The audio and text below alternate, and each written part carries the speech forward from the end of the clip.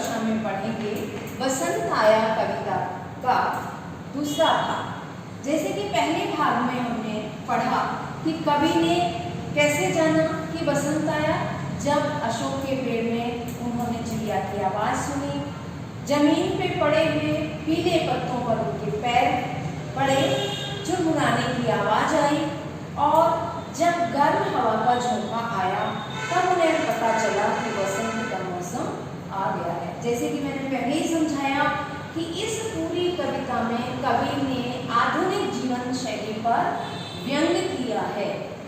अब वो लोगों की जो अनुभव हैं उनको उन्होंने इस कविता में बताया है कि लोग कैसे अनुभव करते हैं। जैसे कल मैं पहले कविता पढ़ती हूँ फिर आगे का भावार्थ बताती हूँ। कल मैंने जाना कि बसंत आया और यह कैलेंडर से मालूम था, अमुक दिन अमुक बार मदन महीने की होवेगी पंचमी। दफ्तर से छुट्टी थी, यह था प्रमाण और कविताएं पढ़ते रहने से यह पता था कि दहर दहर दहकेंगे कहीं ढाक के जंगल, आम गौर आवेंगे रंग रस गंध से लदे पदे दूर के विदेश के, वे नंदन वन होवेंगे यशस्वी, मधुमस्त पिक भौरे आदि अपना अपना कृतित्व अभ्यास करके दिखावेंगे। यही नहीं जाना था कि आज के नगण्य दिन जानूंगा जैसे मैंने जाना कि बसंत आया। अब कवि ये बता रहे हैं कि कैसे कैसे उन्होंने सारी चीजों को पहले से ही जान रखा था। लोग कैसे पता करते हैं, जैसे और यह कैलेंडर से मालूम था। उन्होंने बाहर निकल के तो महसूस किया कि प्रकृति में क्या क्या परिवर्तन हुए हैं। और बाकी लोग क्या करते हैं, घरों से बाहर नहीं निकलते हैं, सिर्फ कैलेंडर से देख लेते हैं कि आज के दिन बसंत का मौसम शुरू हो गया है या होली का मौसम आ गया है या सर्दियां शुरू हो गई है, दिवाली आने वाली है। कहाँ से जान लेते हैं, कैलेंडर से जान लेते हैं। बाहर क्या परिवर्तन हो गए हैं इस बात पर उनका ध्यान ही नहीं जाता है। तो कभी क्या कहते हैं कि उन्होंने कैलेंडर में देख रखा था कि अमुक दिन अमुक बार, अमुक मतलब हम कहते हैं ना फला दिन फला तारीख को, यानी सो एंड सो, मदन महीने यानी बसंत के महीने, महीना जो है बसंत के महीने की पंचमी, ठीक है ना। तो उन्होंने कैलेंडर में देख रखा था कि अमुक दिन और अमुक बसंत के महीने में पंचमी होगी। जैसे हम देख लेते हैं ना कि रविवार की है कि सोमवार की है, ऐसे उन्होंने कैलेंडर में ये बात देख रखी थी कि इस दिन बसंत पंचमी होगी। दफ्तर में छुट्टी थी, यह था प्रमाण। और सबसे बड़ा प्रमाण क्या था कि उस दिन उनके दफ्तर में भी छुट्टी थी। हम जानते हैं कि हमारे यहाँ जब भी कोई त्योहार होता है, कुछ होता है तो उस दिन छुट्टी होती है। तो इस बात का प्रमाण था कि बसंत पंचमी इसी दिन है क्योंकि इस दिन दफ्तर में छुट्टी है। और कविताएं पढ़ते रहने से यह पता था कि दहर दहर दहकेंगे कहीं ढाक के जंगल। अब बहुत सारी बातें ऐसी होती हैं जो हमने स्वयं नहीं की होती हैं, लेकिन हमने किताब में पढ़ रखा है कि ऐसा करने से ये होता है, या उस मौसम में फला चीज होती है। जैसे विदेशों में क्या मौसम में परिवर्तन होते हैं, अगर हम विदेश नहीं गए हैं तो हमने किताबों में पढ़ रखा है ना। जैसे कोई पहाड़ी इलाके में हम रहते नहीं हैं, लेकिन हमने किताबों में पढ़ रखा है कि पहाड़ों का जीवन कितना कष्टमय होता है। तो ऐसी बहुत सारी चीजें ऐसी होती हैं जिनको हम किताबों में पढ़कर, फिल्मों में देख करके जानते हैं। ऐसे ही कवि ने कविताओं में पढ़ रखा था कि जब बसंत पंचमी का मौसम होता है तब क्या होता है कि जो ढाक पलाश के भी पेड़ कहते हैं और इसके फूल जो है लाल लाल रंग के होते हैं और ये बसंत के मौसम में ही खिलते हैं। और इस पेड़ की एक ये भी विशेषता है कि जब ढाक के पौधे में फूल आते हैं तो पूरा का पूरा पेड़ लाल हो जाता है, पत्ते तो लेकिन पूरे के पूरे फूलों से लद जाता है। तो जब ढाक के बहुत सारे पेड़ लगे होते हैं और फूलों से ढके होते हैं तो कैसे लगते हैं, दहर दहर दहकेंगे, यानी बहुत तेज तेज लपटों के साथ, जैसे कि जंगल में आग लगी हो और वो लाल लाल आग के अंगारे हो, ऐसा दृश्य जंगल का हो जाता है। कब?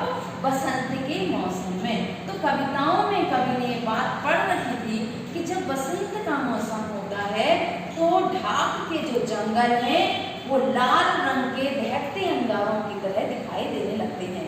अब ये मत समझना कि आग लग जाती है, बल्कि वो फूलों की वजह से ही वो जंगल जो है पूरा लाल लाल दहकते अंगारों सा लगता है।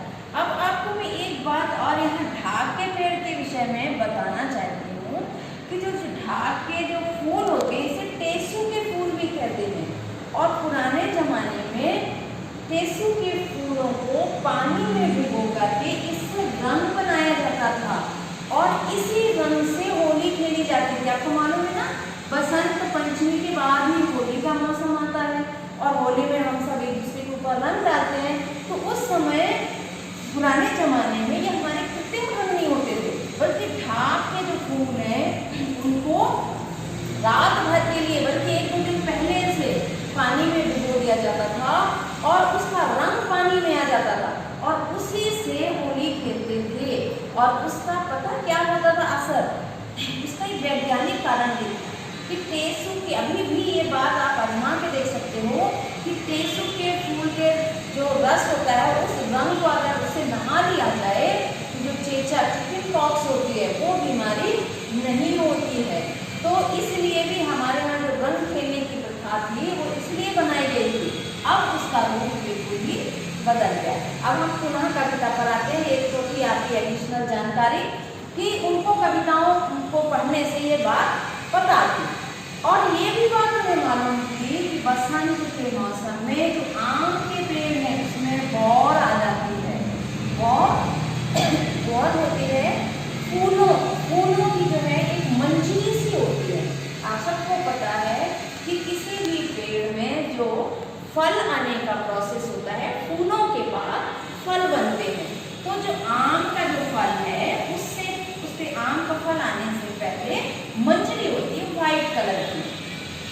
आपको मालूम है कि बसंत के मौसम में भी महाशिवरात्रि, बसंत पंचमी में सरस्वती जी की पूजा होती है, महाशिवरात्रि में शिव की पूजा होती है, होली का मौसम, ये तीनों त्योहार जो हमारे बसंत के मौसम में आते हैं। और ये जो आम की बौर है ये शिव जी के ऊपर भी चढ़ाते हैं।